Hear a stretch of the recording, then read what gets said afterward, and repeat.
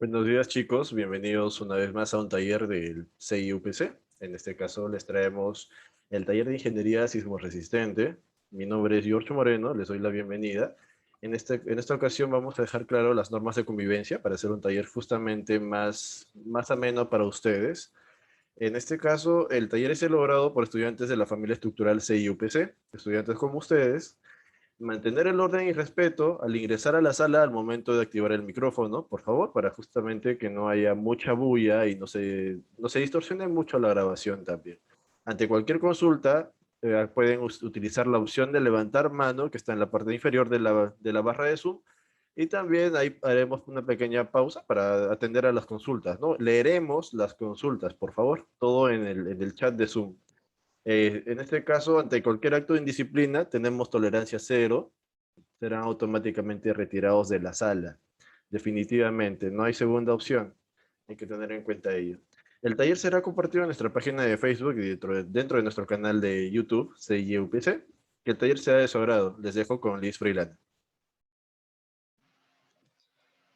Sí, gracias George. Buenos días chicos. En primer lugar les agradezco a ustedes también por acompañarnos en este taller.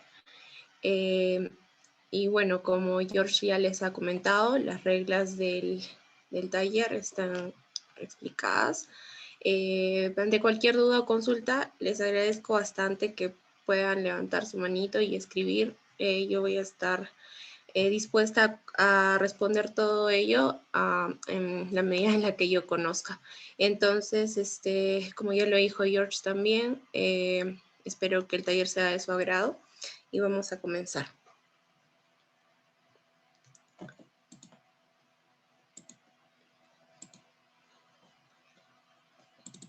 Lo voy a poner en escape.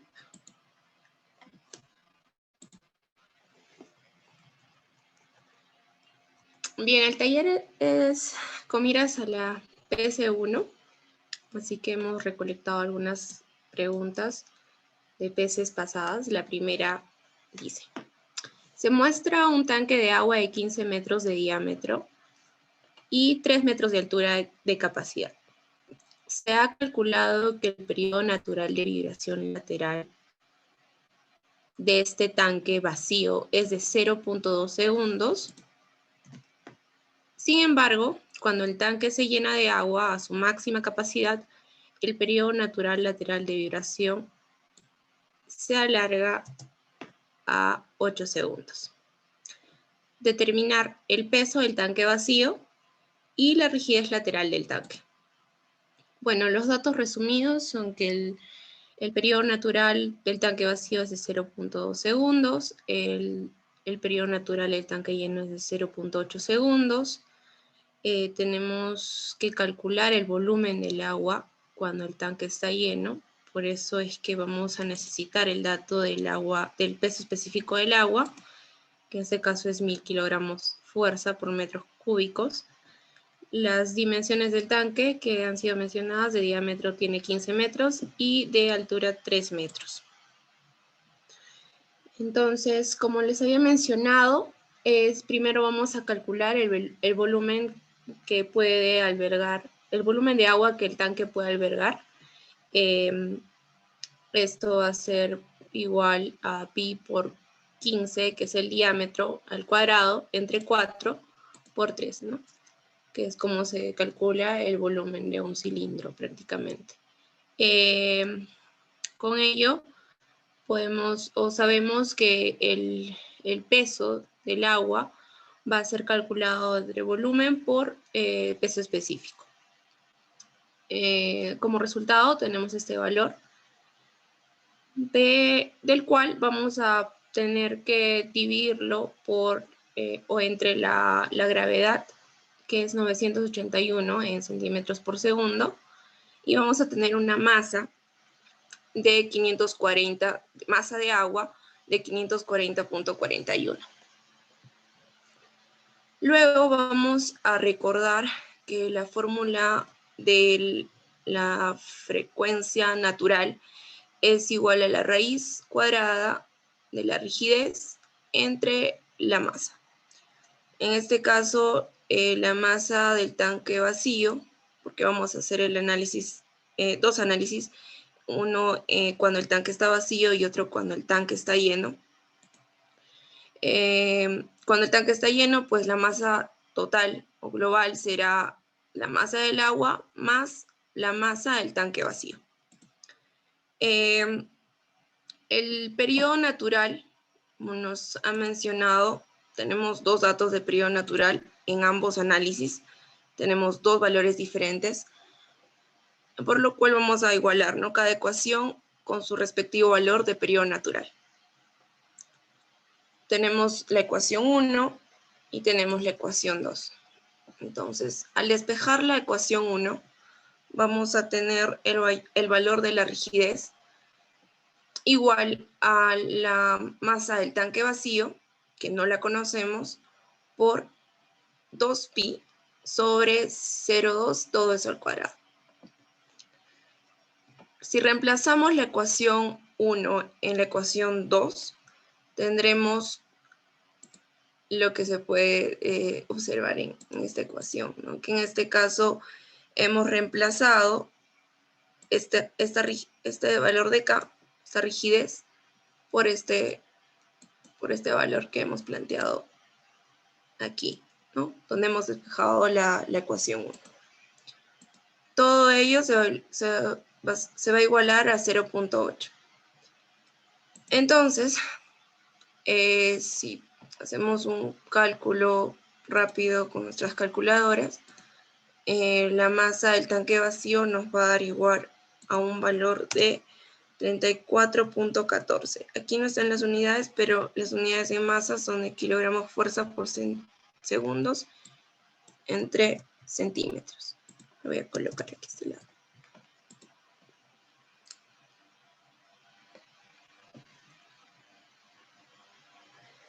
A ver, bueno, ya calculamos lo que nos preguntan en la parte A. Ahora en la parte B dice la rigidez lateral del tanque. En la ecuación 1 ya tenemos planteada cuál es la rigidez del tanque.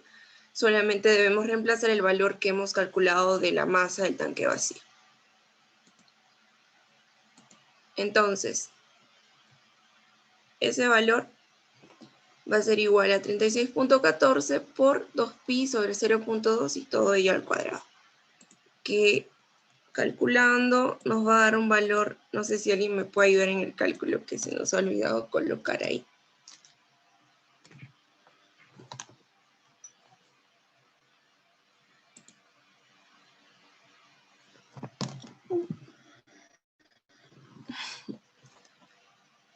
¿Sí? ¿Alguien lo tiene? ¿Alguien tiene el valor de esa ecuación? ¿O el resultado de esa ecuación?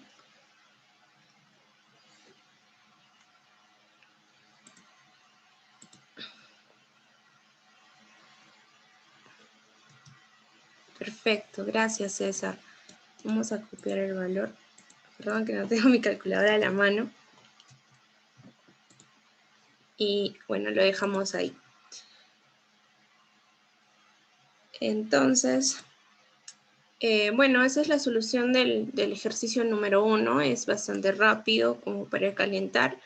No sé si alguien tiene alguna duda o consulta acerca de este ejercicio. ¿Está todo claro? Sí, parece que está todo claro, porque no dejan dudas en la caja de comentarios. Cualquier duda en la caja de comentarios, chicos, por favor, o levanten la mano y les damos tiempo para que escriban. Está bien. Todo ok, Liz, podemos continuar. Listo. Aquí hay uno. Todo claro. Gracias, Matías. Listo.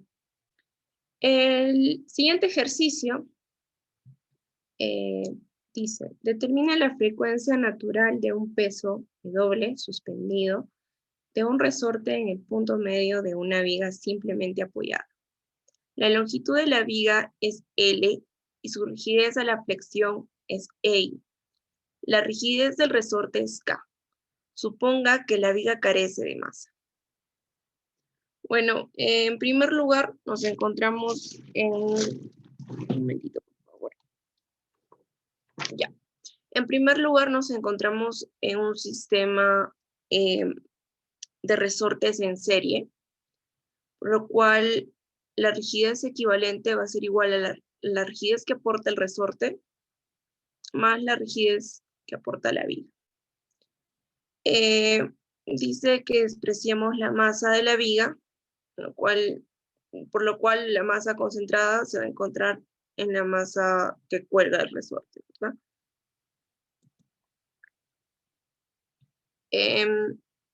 Lo primero que tenemos que hacer aquí es reconocer los grados de libertad restringidos y no restringidos. Primero, los grados de libertad en los apoyos. Tenemos que, bueno, el análisis está haciendo básicamente en corte y en rotación, ¿no? En giro. Entonces, tenemos grados de libertad en corte, los que son en los apoyos son el número 3 y el número 5, los giros, que pertenecen al grado de libertad número 4 y el número 6, y en el centro, en la parte central de la viga, vamos a considerar el resorte como un apoyo móvil que puede desplazarse en la dirección Y. En ese sentido, vamos a colocar un grado de libertad en la dirección y también un giro en el mismo punto. Ay, Dios, ya.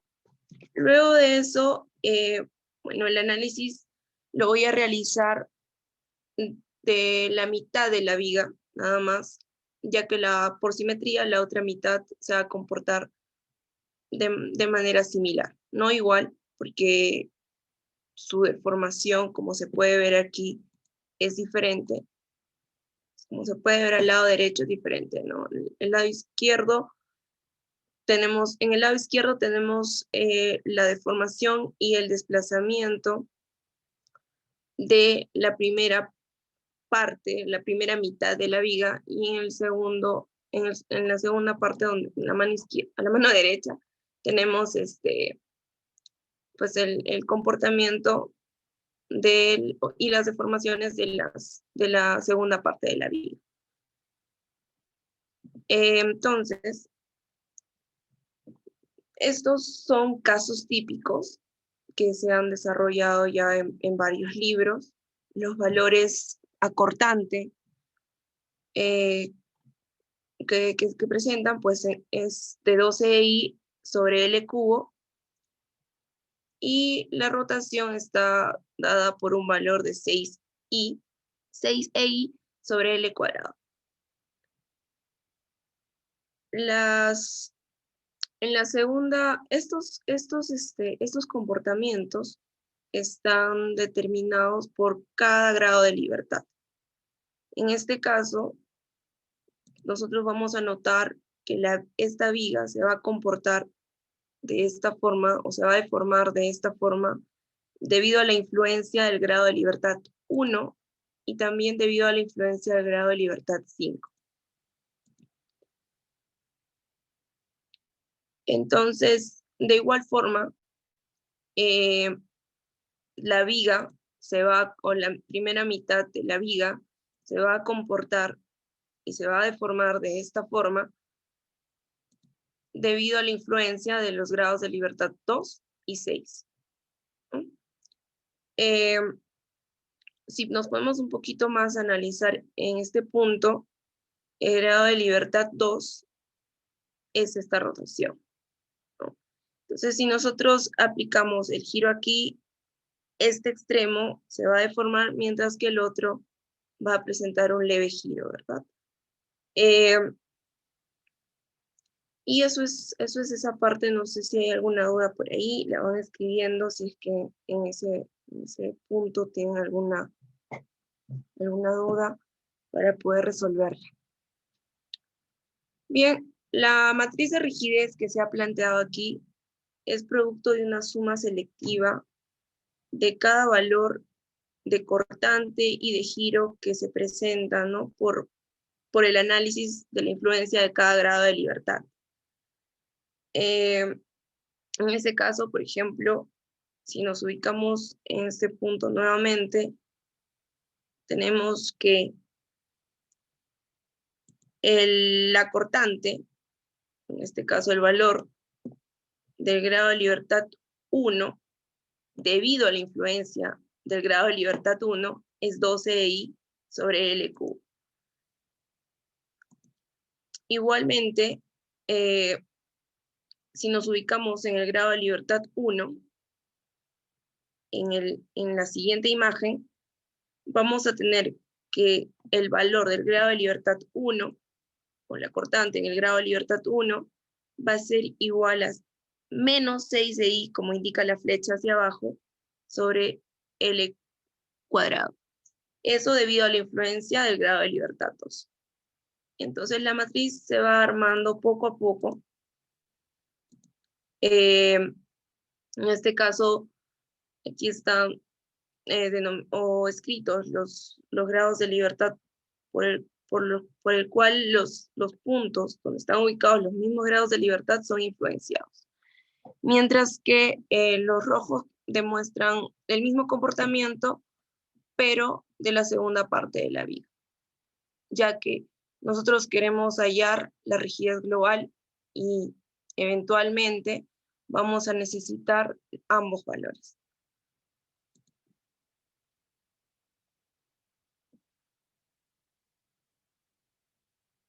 Bien, como les había mencionado, tenemos grados de libertad restringidos y no restringidos. Si nos vamos a la imagen número 1 nuevamente, tenemos dos apoyos fijos, lo cual tenemos el giro liberado en ambos puntos, mientras que en el medio vamos a tener, como les digo, el apoyo móvil, donde su grado de libertad en dirección Y va a estar no restringido, ¿no? Mientras que el giro también está libre, porque no hay ningún símbolo de empotramiento o algo parecido en el dibujo. Entonces, aquí tenemos especificados los 4 grados de libertad que les había mencionado, y como esos son los grados de libertad que nos interesa conocer el valor del desplazamiento, el valor de los giros en esos puntos, vamos a armar nuestra matriz de rigidez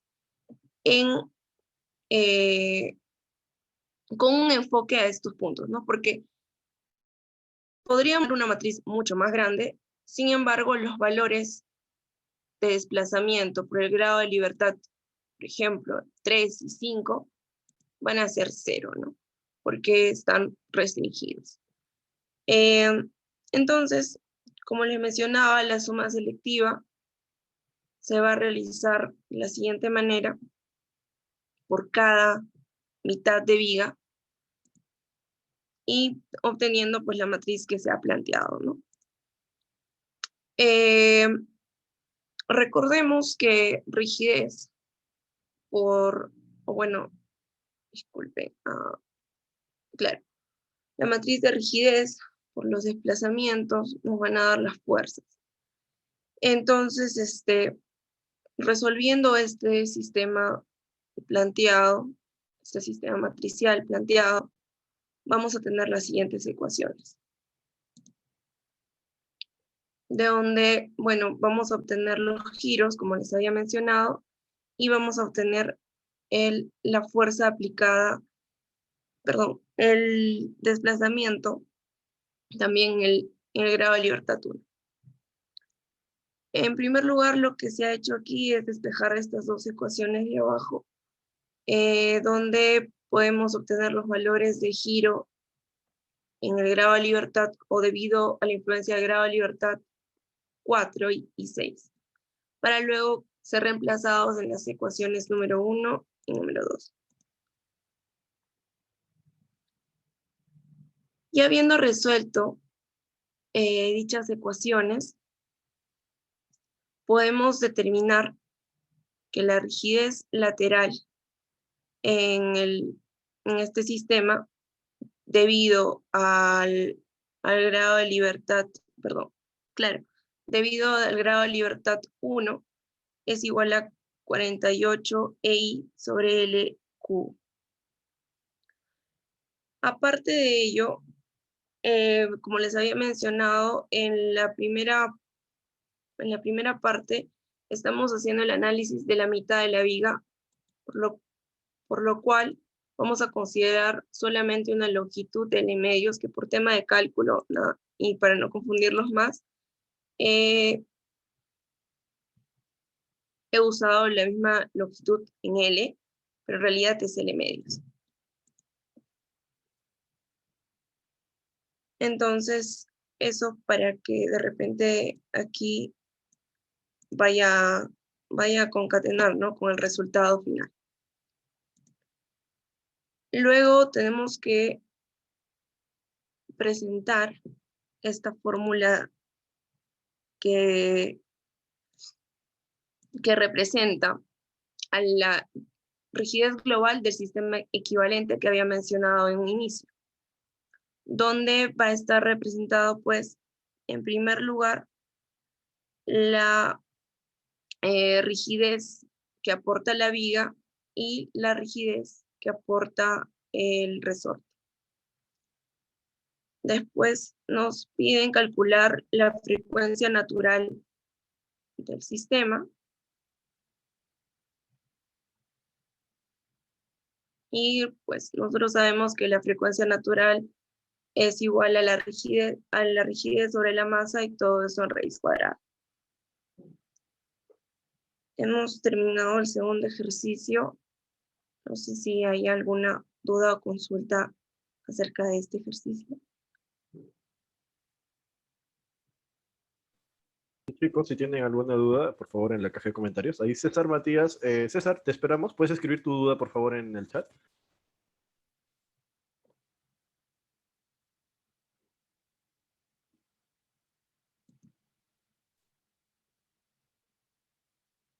Liz, se dejó de compartir la pantalla. Ok, ahora la vuelvo a compartir aquí. Correcto.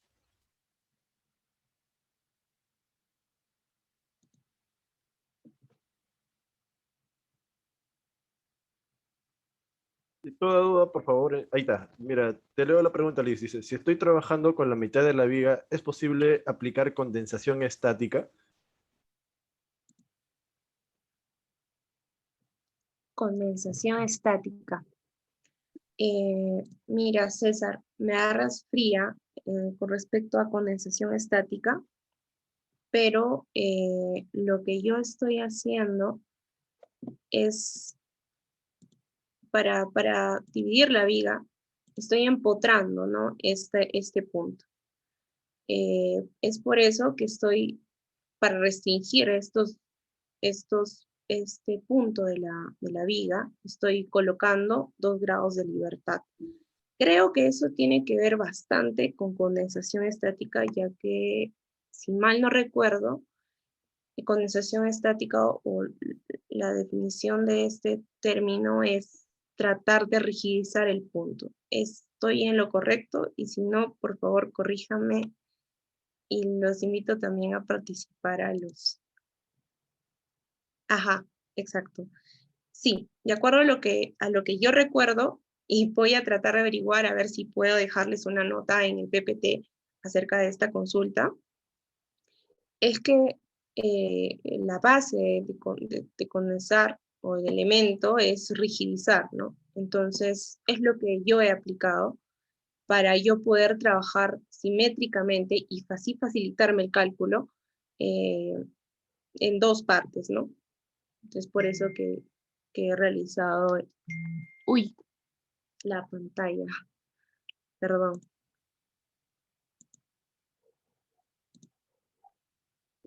Ya, lo lamento.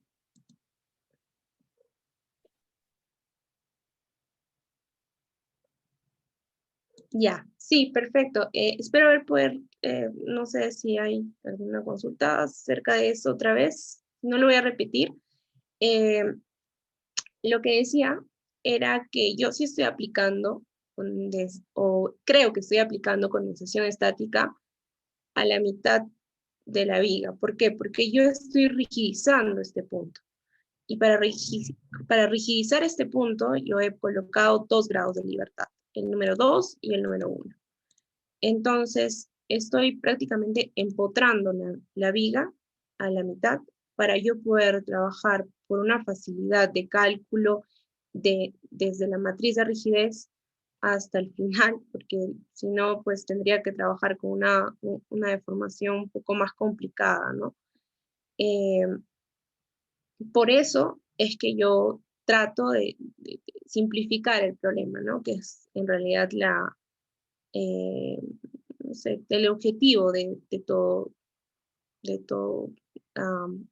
no sé, estudiante, tratar de hacerlo más simple en lo que se pueda, ¿no? Espero haber resuelto tu duda en ese sentido. A ver, aquí. Perfecto, qué bueno. Entonces, vamos a pasar a un ejercicio un poquito más largo.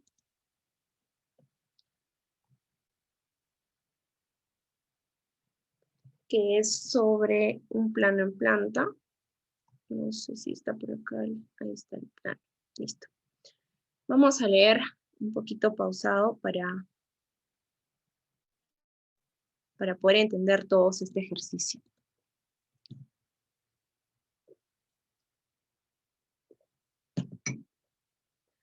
Usted es ingeniero estructural de un nuevo proyecto de vivienda social. Dentro de este proyecto se tiene una edificación de un piso de sistema estructural mixto, pórticos y albañilería confinada, que no tiene escalera de acceso a azotea. En la dirección X está conformado por 3 pórticos de concreto armado y en dirección Y está conformado por 4 pórticos de concreto armado y 4 muros de albañilería confinada. Esa parte la vamos a poder apreciar mejor en el plano, ¿no? Los 4 pórticos que se mencionan son los que están en dirección Y, o en el eje Y, mejor dicho, y los 3 pórticos horizontales también podemos observar, ¿no?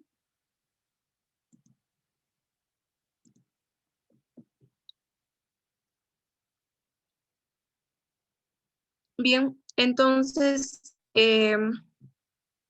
lo siguiente dice, los muros de albañilería tienen 15 centímetros de espesor, 200 centímetros de longitud. El módulo de elasticidad de albañilería es de 25.000 kilogramos por centímetro cuadrado. Las columnas C1 y C2 son de concreto armado. C1 es una columna de sección 30 por 60 centímetros y la columna 2 es una sección circular que posee un diámetro de 45 centímetros. Las vigas también son rectangulares, son de 30 por 60 centímetros y el módulo de elasticidad del concreto es de 220.000 kilogramos por centímetros cuadrados. La altura de la columna a fondo de viga es de 3.5 metros y el peso específico de albañilería es de 1.800 kilogramos por metro cúbico y el espesor de la losa de 20 centímetros. Considere una carga de techo de 100 kilogramos por metro cuadrado y un porcentaje de reducción del 25%. ¿Qué más dice por aquí? Considere que la estructura cuenta con un diafragma rígido y por lo tanto la viga puede suponerse infinitamente rígida.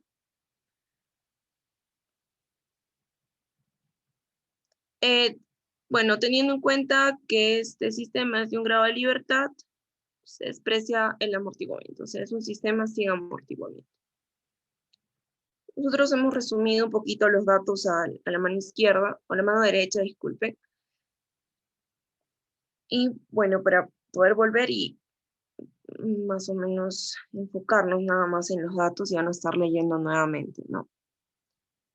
algo que resaltar de este punto es que, bueno, el peso específico de la albañilería siempre es diferente al concreto y pues igualmente el mulo ella. Bueno, vamos a pasar a solucionar el ejercicio. Les he colocado también un formulario para un sistema masa-resorte de un grado de libertad sin amortiguamiento, eh, donde tenemos pues la frecuencia natural, el periodo natural, la frecuencia cíclica, el amortiguamiento cíclico, la razón de amortiguamiento y bueno, demás que ya pertenecen a sistemas amortiguados también. Para la rigidez de los muros de albañilería vamos a tener esta fórmula que probablemente ya la hayan visto en el aula, ya que pues, para no estar calculando su matriz de rigidez y todo. Un poco más para recordar tenemos la rigidez, perdón, las inercias de un elemento que tiene sección circular y de un elemento que tiene una sección rectangular. Los pórticos que les había mencionado son de 3 tipos. Aquí lo vamos a poder observar. En primer lugar, vamos a reconocer los pórticos en la dirección X. Todos son iguales, ¿verdad? Y están compuestos por 2 columnas centrales que son rectangulares y 2 columnas que están a los extremos que son circulares. Los pórticos que están en la dirección Y son diferentes entre los centrales y los que están a los extremos. Los extremos están compuestos por columnas circulares, como mencionaba el enunciado, y por muros de albañilería. Y los pórticos que están en la parte central son pórticos que están compuestos solamente por secciones de concreto armado, ¿no? Por secciones rectangulares y pues las vigas, nada más. No hay ningún elemento que aporte su rigidez lateral, o que vaya a variar la rigidez lateral del pórtico. Bueno, en ese sentido, algo más que especificar es que debido a que dice la viga es infinitamente rígida, los pórticos se van a considerar empotrados a las vigas. O sea, perdón, las columnas se van a considerar empotradas a las vigas. Entonces, tenemos que estos pórticos, no sé si puedo escribir aquí, se van a mover de la siguiente manera, ¿no? Como si estuvieran tomados de la mano. Todos van a tener la misma deformación. Y se me salió.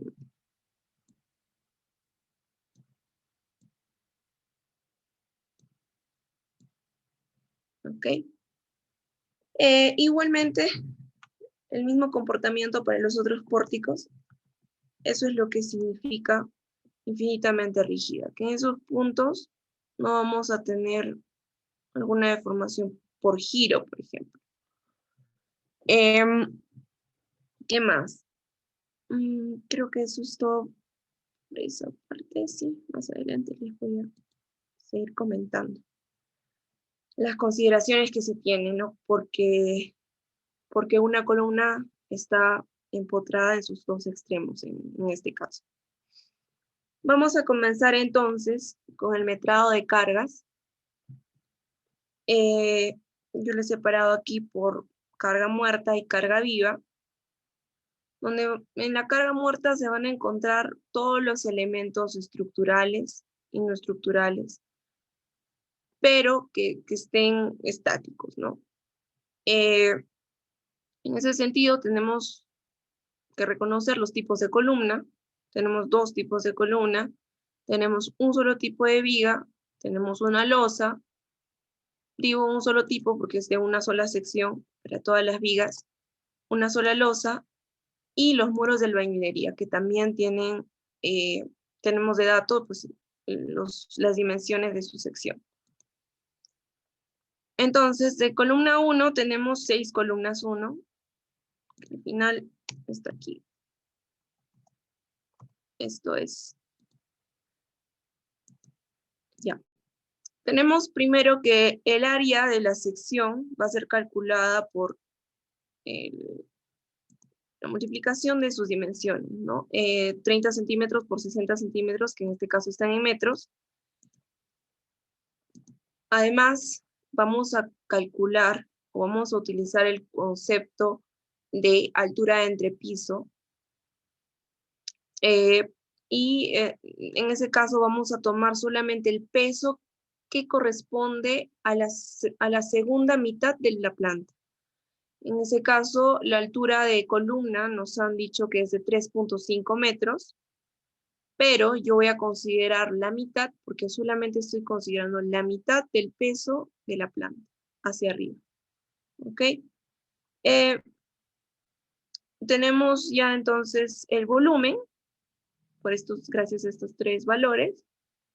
El volumen va a ser multiplicado por el peso específico del concreto en toneladas, 2.4, por el número de columnas, que son 6. Eso nos va a dar un valor de 4.53 toneladas, solo en las columnas 1. El mismo proceso para las columnas 2, calculamos el área de la sección, multiplicamos por la altura de entrepiso, por el peso específico y el número de columnas circulares, que en este caso serían 6 también. Las vigas, yo para explicarles un poco cómo he llegado al cálculo de las vigas, voy a pasar primero para el cálculo de la losa.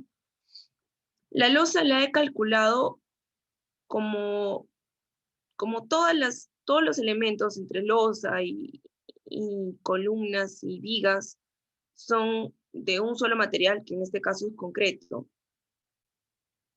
He considerado la losa en toda la extensión de la planta. En ese sentido, tenemos 6 más 6 más 6, 18 por 10 metros, que nos va a dar el área de la sección de la planta, por el espesor de la losa. Este espesor le voy a descontar al peralte de la viga, luego, ¿no? En el cálculo de la viga, en el cálculo del peso de la viga. Porque ya estoy considerando, como les digo, el área de la losa en toda la extensión de la planta. Desde este punto hasta este punto, ¿no? Hacia abajo tiene 20 centímetros. Esos 20 centímetros va a coger parte del área de las vigas que están, pues, en estos puntos, ¿no? Estas vigas tienen un peralte de 60 centímetros, pero como yo estoy ya metrando en este punto los 20 centímetros de la losa, voy a descontarle el peralte a esas vigas. Es un poco para que se entienda de repente esa parte del cálculo cuando vayan a revisar el material. Bueno, tenemos aquí la sección de la viga, 0.3 por 0.4 por la longitud de las vigas, ¿no? Vamos a tener, a ver, cuatro vigas de 10 metros, son estas, 5 más 5, 10, y aquí tenemos 4 de la misma longitud, más 3 vigas horizontales que tienen 18 metros de longitud. Bien, hemos terminado con vigas, losas, ahora nos toca muros de albañilería. La sección de los muros de albañilería, si volvemos a los datos, nos dice que tenemos muros de 15 centímetros de espesor y una longitud de 2 metros. Por lo tanto, bueno, el área de la sección de un muro de albañilería sería 0,15 por 2, por la altura de entrepiso, nuevamente el concepto, por 4 muros de albañilería, porque son 4, por el peso específico de un muro de albañilería, que es 1,8 en toneladas, ¿no? No vamos a calcular más carga muerta, porque ya no, en este caso sí es que surge la duda de por qué no se considera de repente tarraje o a veces también dan algunos datos de sobrecarga, ¿no? Muerta. En este sentido, no hay. Entonces, eso sería todo el metrado de carga muerta, que nos da un valor de 125,8 toneladas.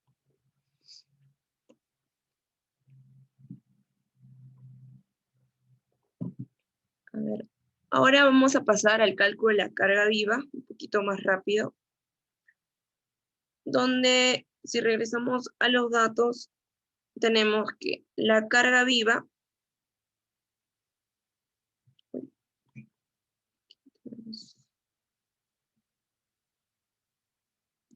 no estoy descontando los ejes, pero lo que pasa es que la columna llega hasta la base de la viga. Entonces, no estoy descontando el ancho, ¿no? Que pueda quitarle en este caso. Entonces, bueno, para el metrado de carga viva tenemos un área, la carga viva está distribuida en toda la losa, incluso en las columnas, ¿no? Está en toda la extensión de la planta, mejor dicho. El área de la extensión de la planta, de la sección de la planta, sería de 18 por 10 metros, que es 180 metros cuadrados. Si la carga viva lo convertimos a toneladas, vamos a tener 0,1 toneladas distribuidas cada metro cuadrado. El peso sísmico se calcula con esta fórmula, ¿no? Que es igual a la carga muerta más un porcentaje de la carga viva. El porcentaje que nos especifican en este enunciado es de 25%. Porcentaje de reducción es de 25%.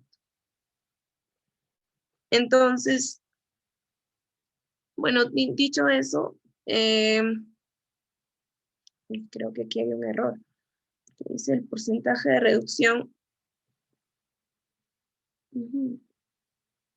Dice, a ver, ya dice, considere la carga viva de techo y un porcentaje de reducción. Entonces aquí tendría que ser 0,75, ¿verdad?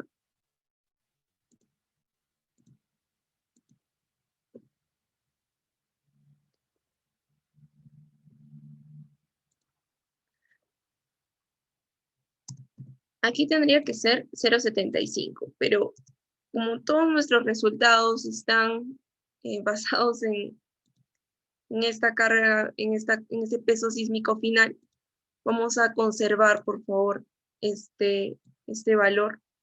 Sin embargo, sabemos que vamos a reducirle 25% a la carga viva. Entonces, de un 100% solo vamos a tomar el 75% de la carga viva. Entonces, les agradezco esa parte de su comprensión, por favor. Voy a anotarlo para poder hacer la respectiva corrección y entregarles un solucionario más exacto, ¿no? Los valores reales.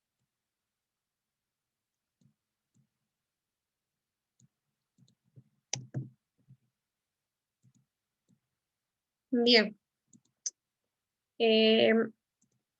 Tenemos el peso sísmico calculado. Como nosotros no usamos el peso, usamos la masa, vamos a dividir el peso sísmico entre la gravedad, lo cual nos va a dar un valor de 13.3, ¿no? Relativamente con el peso sísmico que se ha calculado, vuelvo a repetir. Después de haber realizado la parte de metrado de cargas, no sé si hay alguna consulta acerca de este paso, para ahí luego ya voy a empezar con el cálculo de la rigidez de cada pórtico, ¿no? Entonces, bien, en el eje X vamos a tener un pórtico, ¿no? Que está conformado, como les decía, por columnas circulares y por columnas de sección rectangular. Es por ello que no se ve muy bien aquí, pero la ecuación de la rigidez en la que se encuentra en el eje X va a ser igual al aporte que dan las columnas, al aporte de rigidez que dan las columnas 1 y las columnas 2, ¿no? Para hallar la rigidez de cada columna, vamos a necesitar dos cosas, ¿no? En primer lugar, saber cuál es la fórmula para determinar la rigidez de una viga doblemente, de una columna doblemente empotrada. Y bueno, para ello tenemos que una viga doblemente empotrada es la rigidez de una viga, de una columna doblemente empotrada es igual a 12 EI sobre L cubo. Mientras que, si por ahí he visto otros ejercicios donde mencionan ya no una viga infinitamente rígida, sino una viga rotulada o de apoyos rotulados, ¿no? Si es que se da ese caso, la fórmula para calcular la rigidez de una columna con apoyo móvil es de 3 EI sobre L cubo también. Eso para recordar un poquito.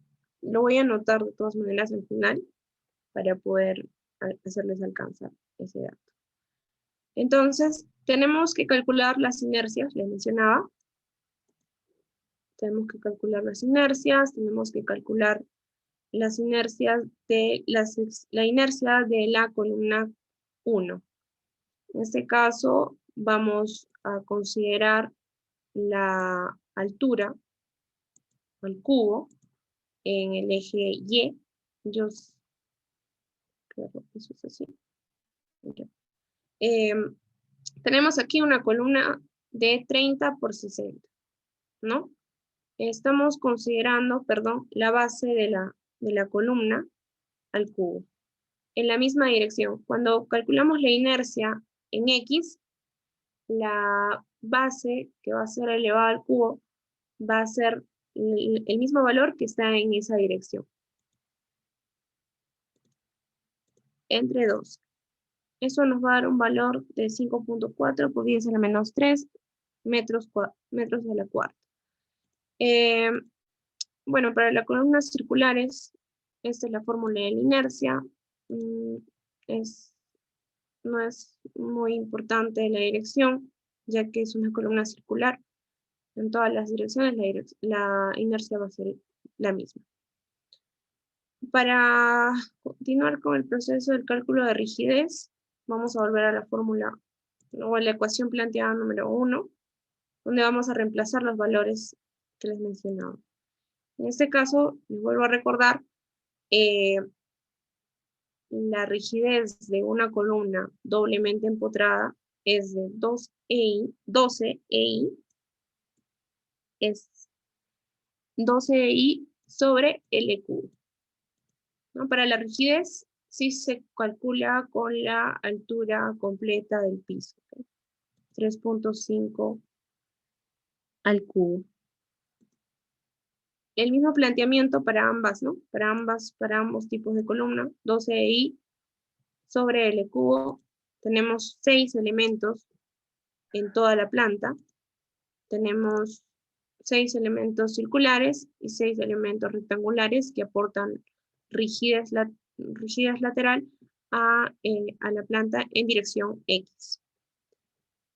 De todo ello nos va a dar un valor de rigidez total de 27.375 aproximadamente en toneladas, ¿verdad?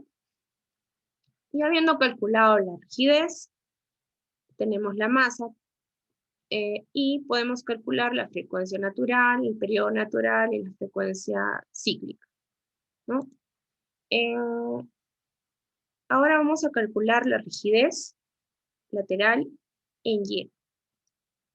La rigidez lateral en Y, o en Y, en la dirección Y, encontramos que va a ser conformada por dos tipos de pórticos, ¿no? Uno, el primer tipo de pórtico se va a encontrar con los muros de albañilería y, bueno, el segundo tipo va a ser un poco más simple, donde solo vamos a encontrar columnas. Por lo tanto, lo hemos dividido en dos partes, ¿no? La rigidez de los pórticos con muros de albañilería y la rigidez de los pórticos que solamente componen soporte por columnas circulares. Por columnas rectangulares. Entonces, bueno, vamos a calcular la inercia de la sección, a partir de la sección del muro de albañilería. También vamos a calcular la inercia, bueno, ya tenemos calculada la inercia de las columnas de sección circular. También vamos a calcular la inercia de las columnas 1, esta vez la inercia en Y. Vamos a calcular también, ¿qué más? La inercia, bueno, como les mencionaba, la inercia del muro de albañilería en dirección Y, ¿no? Donde estamos tomando, como se dan cuenta, la base al cubo, que es paralela a la longitud o la dimensión en Y, a la dimensión del muro en Y. Después de haber calculado estos tres datos que son esenciales para poder reemplazar en estas ecuaciones, vamos a tener lo siguiente, ¿no? Esta ecuación representa al aporte de un muro de albañilería. Son 4. Ya les había presentado la ecuación, es decir, por aquí. Aquí está. Esta ecuación está compuesta por el espesor del muro, por el módulo de elasticidad, el módulo de Young, la altura del muro y la longitud del muro, ¿no? En este caso, la altura va a ser igual a 3.5 y la longitud del muro es igual a 2. El módulo de Young, el espesor, la altura y la longitud. Y bueno, los demás son factores en la fórmula, ¿no? Son 4 muros, como les mencionaba. Luego vamos a considerar 6 veces columnas de tipo 2 y 6 veces columnas de tipo 1 que se encuentran en los pórticos simples, ¿no? Todo ello nos va a dar un valor de rigidez lateral de 18.033 toneladas fuerza por metro, ¿no? Ya tenemos la rigidez en X, tenemos la rigidez en Y, tenemos los valores, y a ver, una consulta. No es necesario. No es necesario porque en ese sentido no lo estamos usando, pero yo lo he calculado por, no sé, quería hacer tal vez un énfasis en que yo estoy considerando la longitud o la dimensión paralela a la dirección de la inercia, ¿no? Es un dato adicional, sí está adicionalmente ahí. pero no lo estamos usando en la fórmula o en la ecuación planteada. Ok, gracias a ti, Álvaro. Entonces, tenemos la frecuencia natural, tenemos el periodo y la frecuencia cíclica para ambos ejes. Vamos a comenzar a resolver recién las preguntas de este ejercicio, ¿no? La 2.1 es bastante sencilla. Se determina la relación de periodos naturales. Tenemos los periodos naturales calculados en X y en Y. Entonces, vamos a solamente dividir, ¿no? Ambos valores. En la 2.2 dice, para la dirección X, determine cuál sería el nuevo valor de diámetro de columnas circulares en el supuesto caso que se requiera disminuir el periodo en X en un 7%. Bueno, esto requiere un poquito de análisis al inicio nada más. Si queremos disminuir el periodo, vamos a tener que aumentar la frecuencia natural, ¿no? Porque son inversamente proporcionales. Y si aumenta la frecuencia, va a tener que aumentar pues, la rigidez de la estructura en el eje X. Si queremos aumentar la rigidez de una estructura, podemos, una opción es aumentar el volumen de los elementos. ¿Ok? Cuando aumentamos el volumen de los elementos, volvemos más pesados los elementos y por lo tanto también aumenta su rigidez. Dice que vamos a disminuir el periodo en un 7%. Entonces hemos calculado el valor del periodo en el eje X y lo vamos a disminuir en un 7%. Tenemos un nuevo periodo, como les mencionaba, tenemos un nuevo valor de frecuencia natural que esta vez va a ser mayor al anterior. Como pueden comparar, contrastar, aquí es 45.40 y aquí es 49.09, entonces ha aumentado, ¿verdad? Por lo tanto, tienen que aumentar también la masa, perdón, la rigidez. Tenemos un nuevo valor de rigidez, que en este caso sería 32.004 toneladas fuerza sobre metro. Ese es el nuevo valor de rigidez. Teniendo un nuevo valor de rigidez, vamos a volver a la ecuación planteada para el eje X. La ecuación planteada para el eje X dice que la rigidez está constituida por el aporte de 6 columnas de tipo 1 y el aporte de rigidez de 6 columnas de tipo 2. Eso está aquí. Ya cuando hemos sustituido los valores de inercia, está sustituida esta ecuación. Entonces, ¿dónde vamos a encontrar de repente una variación para que nuestro valor final sea diferente? Es en las inercias. En este caso nos pide conocer un nuevo diámetro, lo cual, o sea, las columnas 1 se van a mantener con el mismo valor y las columnas 2 van a tener una variación, por la inercia de las columnas 2 van a tener una variación en lo que es el diámetro de la sección. Entonces, aquí vamos a encontrar que nuestra variable va a ser el diámetro, efectivamente, de las columnas circulares, ¿no? Que es lo que nos pide calcular.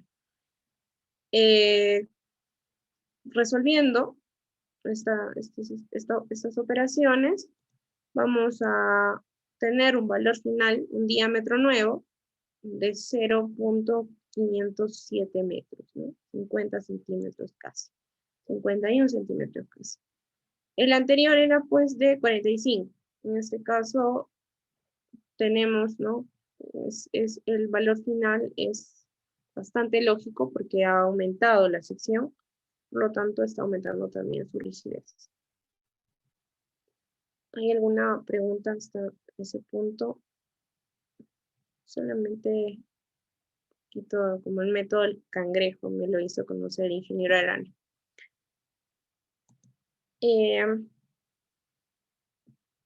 Continuamos entonces. Para la pregunta 2.3. Dice, para la dirección Y, en el instante 3.2 segundos, T igual a 3.2 segundos, determinar la fuerza de inercia y la fuerza restrictiva. Verifique el equilibrio dinámico del sistema y tome en cuenta que la estructura en reposo sufre un impacto que le genera un desplazamiento inicial de 1.5 centímetros y una velocidad inicial de 200 centímetros por segundo. Y luego, vibra libremente. Para este ejercicio vamos a necesitar plantear, o bueno, para esta parte del ejercicio vamos a necesitar plantear la ecuación de movimiento, ¿no? Nosotros conocemos que la ecuación dinámica para un sistema de un grado de libertad es sin amortiguamiento, es la masa por la aceleración más la rigidez por el desplazamiento, todo igual a cero, porque no hay ninguna fuerza, ¿no?, que se aplique. No se menciona la fuerza que se aplica. Entonces, una solución, o resolviendo esta ecuación resolviendo esta ecuación dinámica, tenemos la ecuación de movimiento, ¿no? Una de las formas es esta, donde vamos a poder encontrar, pues, la velocidad, vamos a encontrar la frecuencia natural, que son, este valor lo tenemos, la velocidad lo vamos a calcular, bueno, valores de tiempo tenemos también el desplazamiento inicial, me parece que tenemos también, claro, el desplazamiento inicial de 1.5 centímetros, y bueno, los valores que ya les había mencionado, frecuencia natural y tiempo.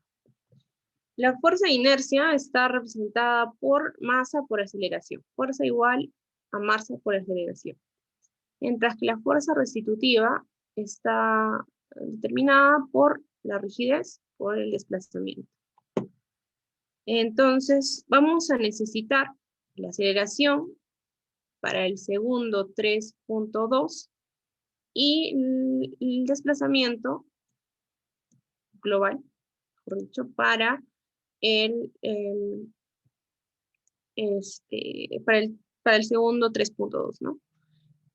Reemplazando el tiempo en la ecuación de movimiento para hallar el desplazamiento global, es de reemplazamos el tiempo en esa ecuación y vamos a tener los siguientes valores, ¿no? Como les mencionaba, el valor de velocidad es de 2, perdón, no sé dónde se... Sí, aquí está. Es de 2 en metros. Entonces, también tenemos una frecuencia natural calculada. Tenemos para la dirección Y, recuerden eso, para la dirección Y, tenemos una frecuencia natural calculada para la dirección Y. El tiempo lo conocemos, nos lo dan de dato. El desplazamiento inicial también lo conocemos, nos lo dan de dato en metros. Luego, bueno, estos valores, como les mencionaba, la frecuencia natural y el otro que es el tiempo. ¿Okay? De esta ecuación ya tenemos un desplazamiento global que es igual a 0.05 metros, ¿no? Después de ello, vamos a requerir la velocidad en ese instante. Entonces, después, porque solamente tenemos o conocemos la velocidad inicial, pero no conocemos la velocidad que tiene en este instante 3.2. Pudo haber acelerado, pudo haber desacelerado, bueno, acelerado en este sentido, que no presenta amortiguamiento, ¿no?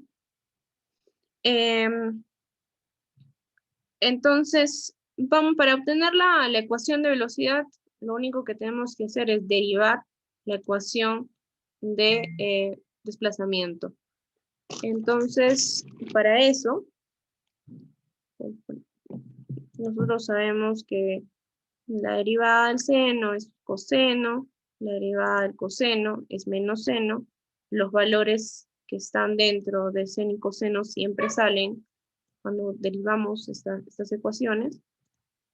Y pues si es que se ponen a derivar un poquito más a detalle, van a darse cuenta de que la derivada de esa ecuación es la siguiente, ¿no?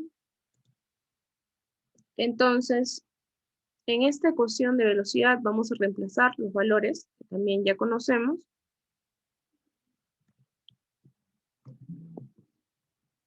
Oh, perdón, no. Vamos a seguir derivando para calcular la ecuación de aceleración. Y en esta ecuación de aceleración recién vamos a... ¿Por qué? Porque no necesitamos la velocidad, necesitamos la aceleración en ese punto. Entonces, luego de haber calculado la ecuación de aceleración general, vamos a reemplazar el tiempo y los demás valores que ya conocemos o que hemos calculado anteriormente. Entonces, vamos a tener aquí la velocidad inicial es de 2, frecuencia de 36 y así sucesivamente, ¿no? Hasta el final. Reemplazamos todos los valores que ya conocemos. Tenemos una aceleración en el tiempo 3.2 de 71 metros por segundo cuadrado. Habiendo hallado estos dos valores, el primero de desplazamiento y el segundo de aceleración, un tiempo t, que nos requiere el enunciado, vamos a calcular la fuerza de inercia y la fuerza restitutiva, como les mencioné, están representadas por estas ecuaciones. Y ya, realizando un cálculo bastante sencillo, tenemos que la fuerza inercial es de 944 toneladas y la fuerza restitutiva es de 943 toneladas.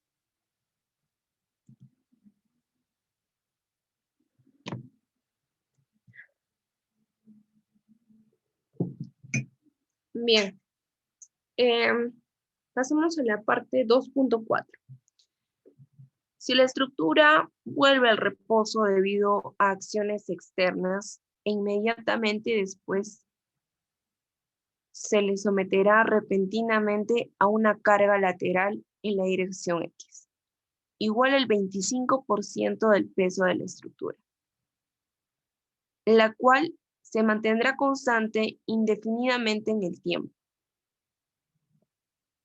Bien. Para la dirección X, determinar el desplazamiento estático y su respectivo desplazamiento dinámico máximo. El desplazamiento estático está representado por la fuerza sobre la rigidez.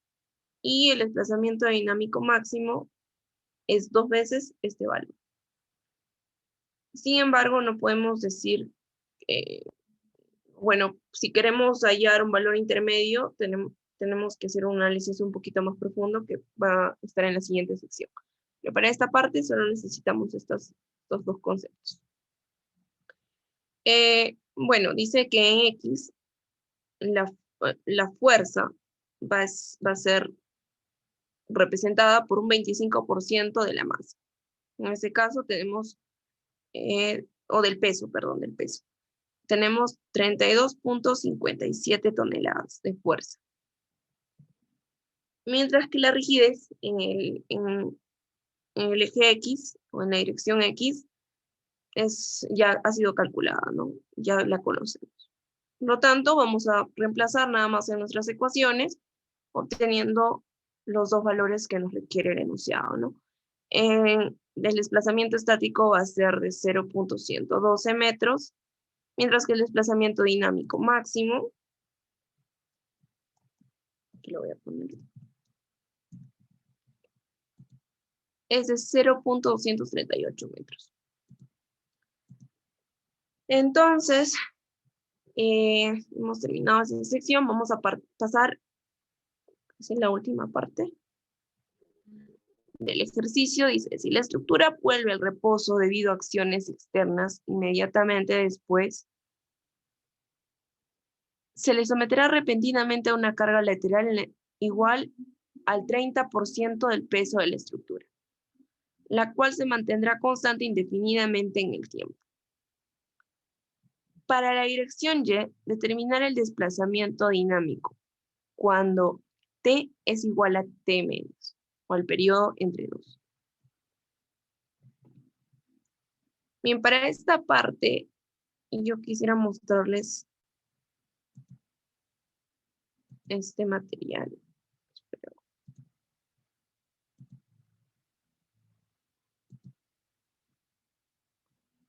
Sí. Cuando nos mencionan una carga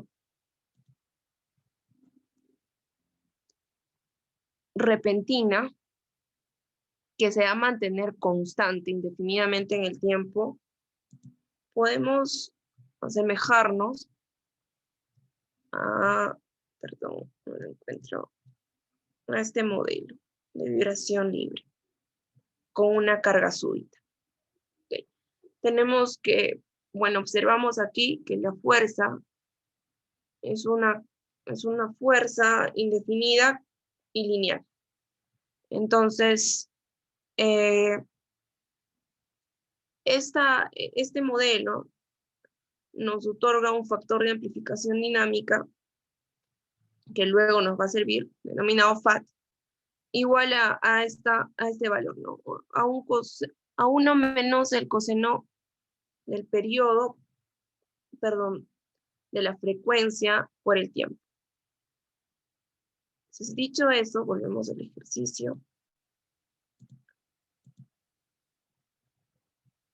Vamos a calcular primero la fuerza, que va a ser representada por un 30% del peso sísmico, y esto es igual a 39.09 toneladas.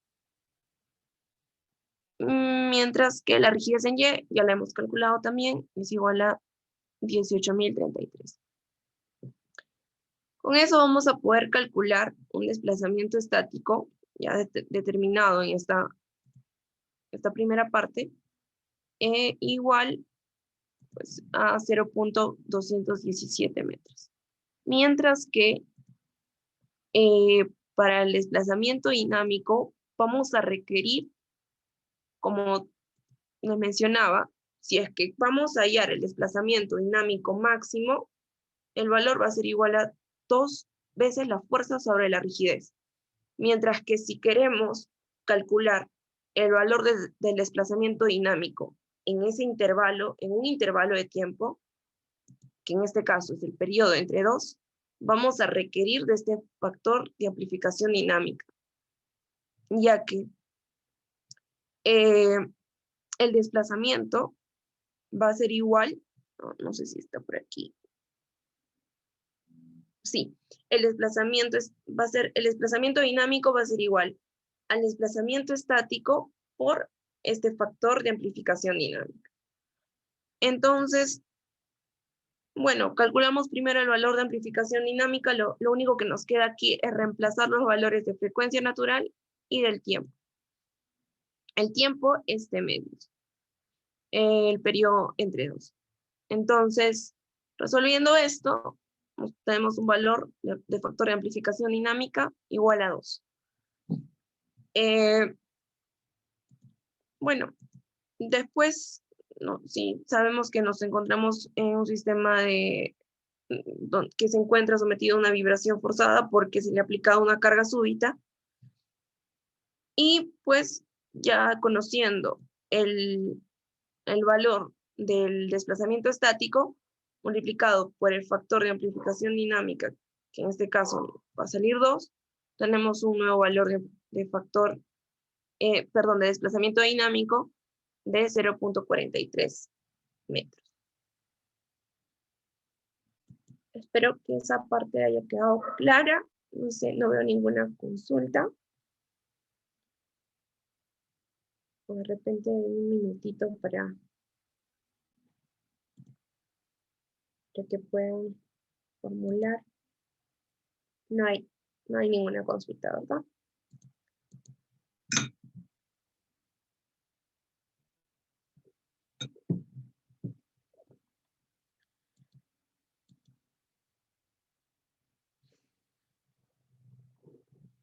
Bien, vamos a pasar un poco ya para terminar el taller a este último ejercicio. También es bastante sencillo. Y dice lo siguiente. Un edificio industrial pequeño de un solo nivel de 20 por 30 pies en planta se muestra en la figura con marcos a momentos en la dirección norte y sur y marcos contraventados en la dirección este-oeste. El peso de la estructura puede idealizarse como 28 libras fuerza por pie cuadrado. Es decir, el peso se encuentra distribuido en todo el techo. Aquí se concentra, pero bueno, es porque solamente se está considerando el peso, el peso de 28 libras. No se está considerando el peso de las columnas, ni el peso de los elementos estructurales, por así decirlo. Los contravientos horizontales están en la cuerda inferior de las armaduras del techo y todas las columnas son de acero. Tiene una sección de BW8 por 24, es una sección, me parece que esta es una sección prefabricada. Los momentos de inercia de la sección transversal con respecto a los ejes X y Y son de 80 pulgadas a la cuarta y 18 pulgadas a la cuarta respectivamente. Considere que el módulo de elasticidad del acero es de 29.000 KSI. Los contravientos están hechos con varillas de 1 pulgada de diámetro y se pide lo siguiente. Formule la ecuación de movimiento de vibración libre y determine el periodo natural para la dirección norte y sur y para la dirección este y oeste, ¿no? Bien, para un poquito analizar el enunciado, cuando nos mencionan los contravientos horizontales que se pueden observar en la imagen número 1, que está en planta, o es la vista en planta, nos van a dar un contexto de diafragma rígido y por lo tanto también de vigas infinitamente rígidas. Entonces, este es un sistema empotrado.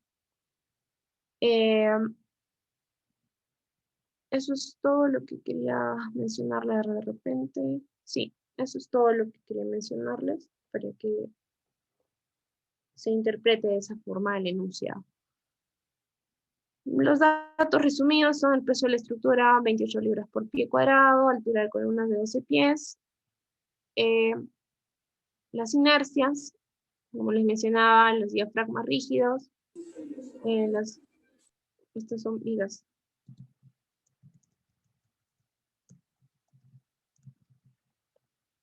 El módulo de Young de acero y la gravedad en pulgadas por centímetros cuadrados, por segundos cuadrados. Comenzamos con la solución, calculando la masa.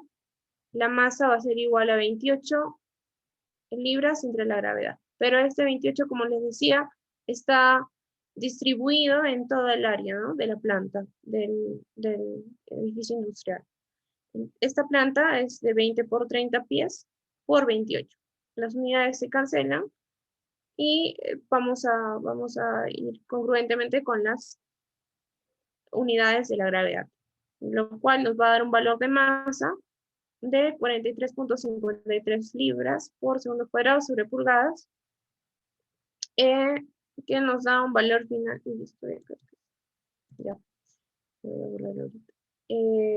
de 0.043.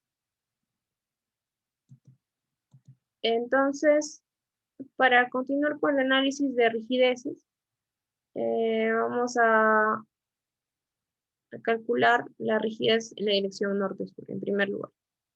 La dirección norte-sur, ok. Nos ubicamos entonces en los pórticos que tienen una longitud de 30 pies, en la imagen B. ¿Ok? Estos pórticos tenemos dos pórticos de este tipo, aquí y aquí. A ver si lo puedo marcar.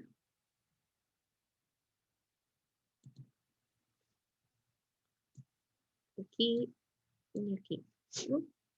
Tenemos dos pórticos. Entonces,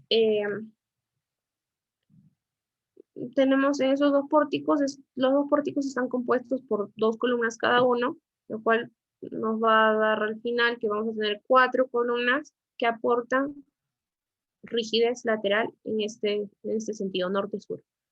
Entonces, vamos a tener una vez más la ecuación, o bueno, perdón, esto es como el valor, ¿no? El valor de la rigidez que aporta una columna doblemente empotrada, que es 12i en la dirección norte-sur.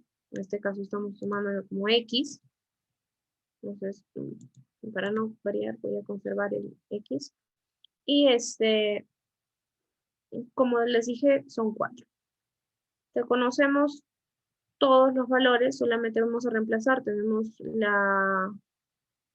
la inercia en X, tenemos el valor del módulo de Young, tenemos la altura, que vamos a convertirlo a pulgadas, y vamos a tener un valor final de la rigidez en la dirección norte-sur de 37.29 kip sobre pulgadas. Ya conocemos que una ecuación de movimiento en vibración libre está compuesto por la aceleración y por el desplazamiento, ¿no? Y en este caso, masa por aceleración y rigidez por el desplazamiento. Entonces solamente reemplazamos los valores y tenemos planteada la primera ecuación. A ver.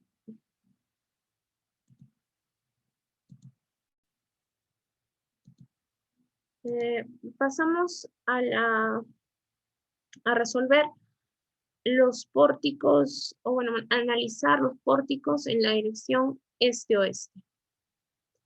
En este sentido, vamos a volver a la imagen anterior, ya encontramos los contravientos verticales. Los contravientos verticales van a dar un aporte de rigidez lateral, pero de acuerdo al sentido en el que se aplique la fuerza. Entonces, si por cada pórtico nosotros tenemos el aporte de un pórtico simple, ¿no? Que está compuesto por el aporte de las columnas, más el aporte de un solo contraviento. ¿Por qué? Porque el otro contraviento se va a encontrar a flexión. El otro contraviento no aporta rigidez lateral, solamente el elemento que está a tensión. Interpretando de esta manera que la fuerza lateral viene en este sentido, ¿no? Entonces vamos a encontrar que ese elemento se encuentra a tensión. Y pues a compresión, por lo tanto se va a flexionar. Dicho eso, pues vamos a encontrar que aquí vamos a tener el aporte de 4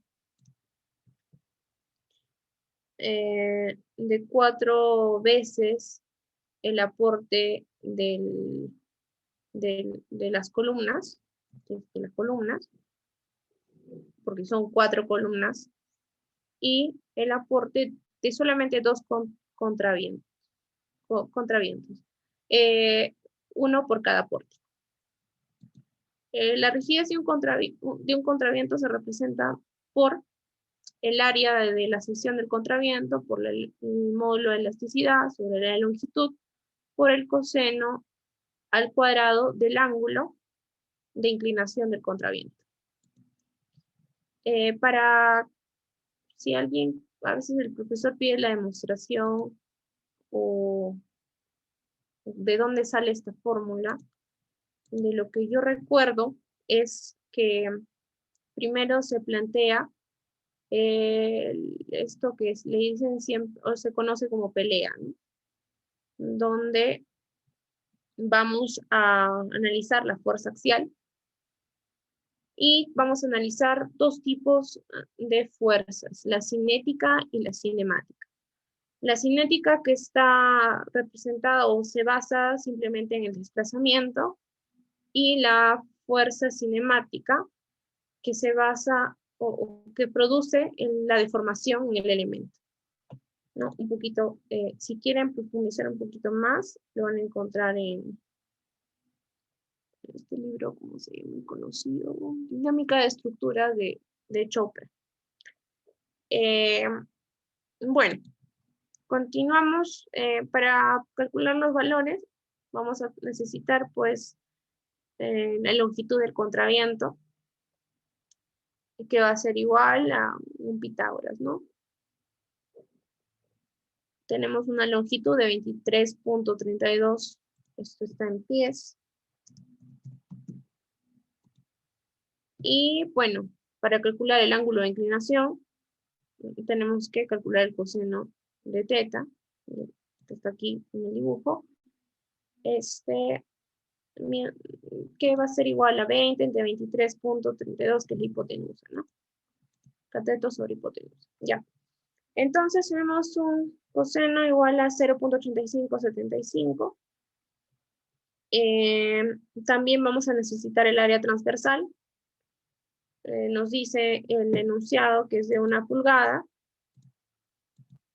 Bueno, calculamos el área de una circunferencia. Es 0.785, una circunferencia de un diámetro.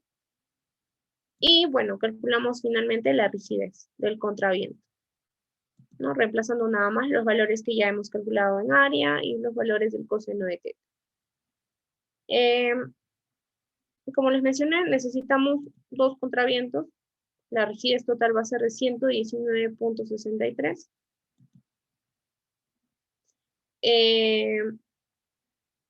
Finalmente, vamos a calcular el aporte de rigidez de 4 columnas, que una vez más vemos la fórmula de 12i sobre la altura del cubo, ¿no? Vemos, podemos contrastar que el aporte de rigidez de las columnas, como en 3 columnas, es pues bastante insignificativo respecto al valor que aporta, al valor de rigidez que aportan los contravientos, ¿no? He visto que algunos autores desprecian este valor y solamente consideran el valor del aporte de rigidez de los contravientos, ¿no? Entonces, yo he considerado ambos. Entonces, sumamos el valor de las rigideces y planteamos la ecuación de movimiento de vibración libre. Después nos piden, me parece que hemos resuelto el periodo natural, ¿no? El periodo natural va a estar representado por 2pi sobre la frecuencia natural, si no me equivoco. A ver, déjenme buscar la formulario para dejárselos ahí, puedan calcular. Y la frecuencia natural está representada por este valor, ¿no? Entonces, vamos a copiar esas dos fórmulas aquí.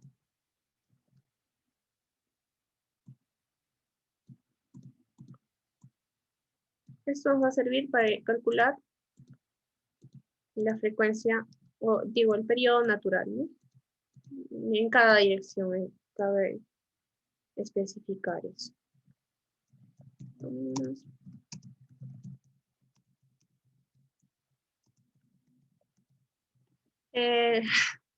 Ya. No sé si hay alguna consulta hasta ese punto. Yo creo que